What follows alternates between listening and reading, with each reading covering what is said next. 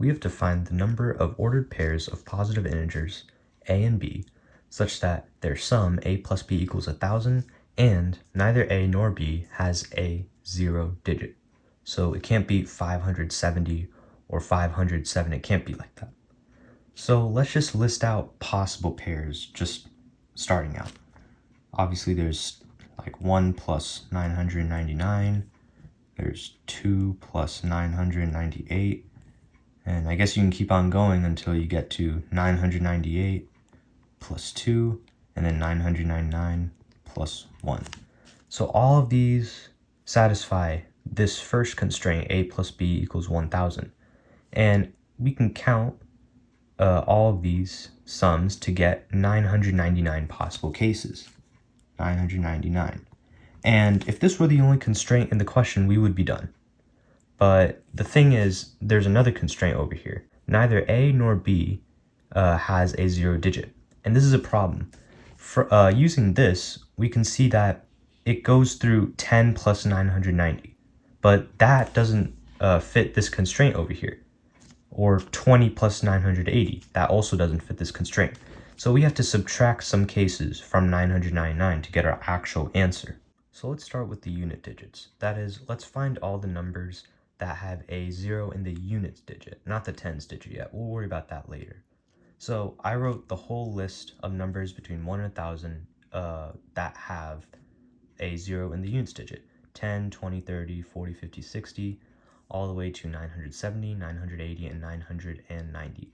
I didn't go to 1,000 because if one of these numbers was 1,000, the other number would have to be 0, but we said that these are both positive integers. Both a and b are positive integers. So these are all the numbers that have a 0 in the units digit. So how many numbers are these? Because we have to subtract the number of numbers here from 999. Well, if we divide everything by 10 over here, we would get 1, 2, 3, all the way to 9, 10, 11, all the way to 997, 98, and 99. So as we can see, there are 99 numbers over here. So that means we can subtract 99 numbers that have a 0 digit. And keep in mind, you don't have to actually multiply 99 by 2. You might think, well, if we have two numbers, then yeah, there are 99 numbers that you can't use, but wouldn't you multiply that by 2 so a and b aren't any of these numbers? And the answer is no, you actually don't have to do that. Because if a was 10, then b only has 990 to choose. So in other words, if one of these numbers has a 0 in the units digit, the other number has to have a 0 in the units digit. So that means we don't have to worry about multiplying 99 by 2.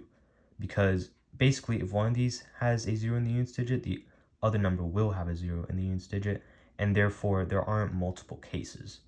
And therefore we don't have to multiply 99 by 2. Now let's deal with the numbers where 0 is in its tens digit.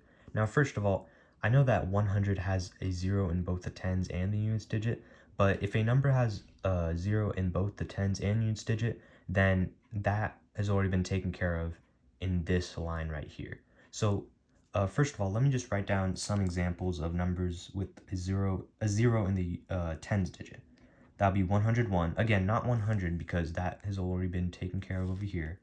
So 101, 102, all the way to 109.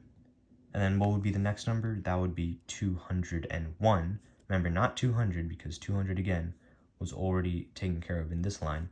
So 201, 202, all the way to 209, 9, and then all the way to 901, 902, to 909.